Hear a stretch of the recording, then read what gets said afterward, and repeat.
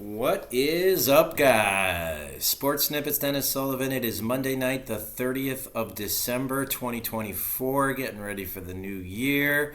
Getting ready, hopefully, for the Miami Dolphins sneaking into the playoffs, which I also want to discuss, along with their 20-3 victory in Cleveland over the Browns. Before I do get started, if you do like the content of this particular video, you know what to do. Go ahead, hit that thumbs up. Feel free to subscribe to my channel, which would be absolutely, positively, 100% awesome.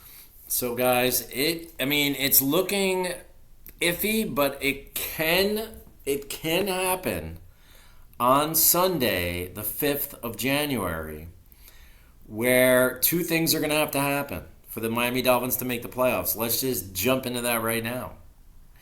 And those two things, one is within the control of the Miami Dolphins. I am dealing with a little raspiness here, guys, so you'll have to hang with me a little. The other is not within the control of the Miami Dolphins. Let's first talk about what is within the control of the Miami Dolphins. You go to New Jersey, right? Not really New York, New Jersey, and you defeat the New York Jets on the road. Seems very possible. Certainly could happen. Not a definite, even with the Jets having a very disappointing season. I remember there were times when I went to Dolphin games years ago, and we were victorious over a couple teams we had no business beating back then, one of which was a Monday night victory over the Patriots and Tom Brady when they were like 10 times better than we were. So it's always interesting in the division, but the Dolphins can do it, and they can get that victory the final week of the regular season against the Jets. Which leads me to the second scenario which must play out, and that is the Kansas City Chiefs must go into Denver and defeat the Broncos. Now, you might be sitting there going, what's the big deal about that? I mean, what's so difficult about that? I mean, the Chiefs could beat the Broncos. Doesn't matter where it's being played. And I would agree with you, except there's just one problem. And that is the Chiefs, on Wednesday, on Christmas Day, actually, they locked up the number one seed in the AFC, and they will have home field advantage all the way to the Super Bowl if needed. Or if they win their first playoff game, then they will have another playoff game at home, and then potentially could be in the Super Bowl. So that, long story short, guys, they'll have nothing to play for against the Broncos. So that is something to consider. But here's where I get a little optimistic again. I'm thinking Andy Reid, he's a long-time football coach. He's not just gonna have his team lay down. I don't see that. Now, Mahomes may not play more than a half, maybe not even that long. A lot of the starters may not play very long, but I'm sure there's some sort of plan B.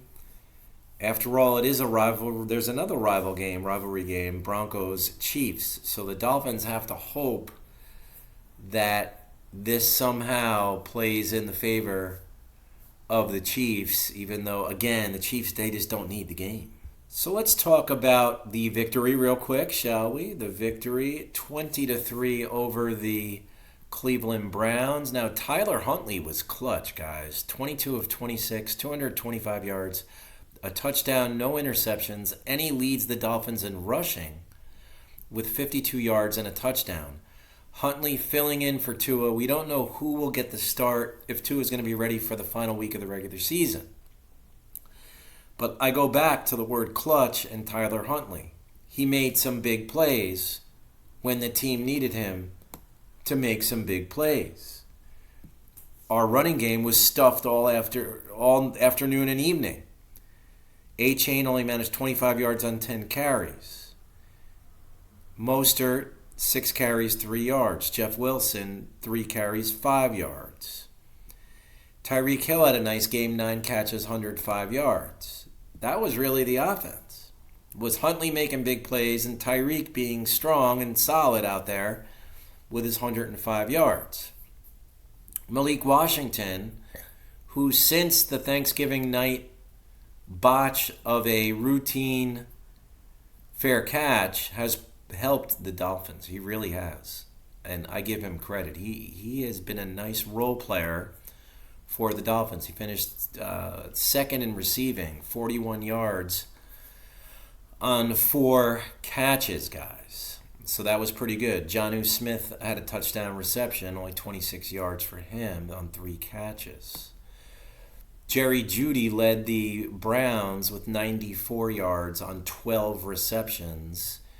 Deonta Foreman ran the ball fairly effectively with 13 carries, 49 yards. Dorian Thompson-Robinson had a tough afternoon. He was like running around just trying to avoid the rush and avoid the defenders half the time, but he threw 1 interception. He was pretty good at avoiding big turnovers and that type of thing, but only completed 24 of 47 passes, right around 50%, just over for 170 yards.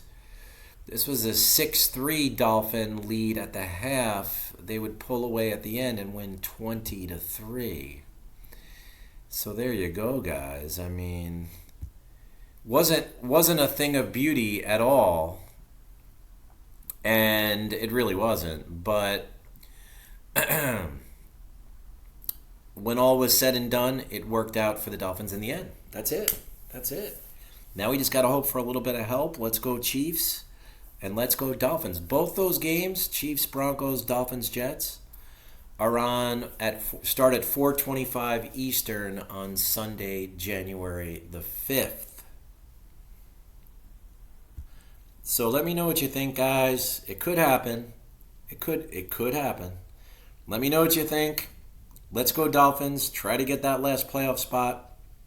By the way, Bengals would get in if both the Broncos and Dolphins lose and the Bengals win.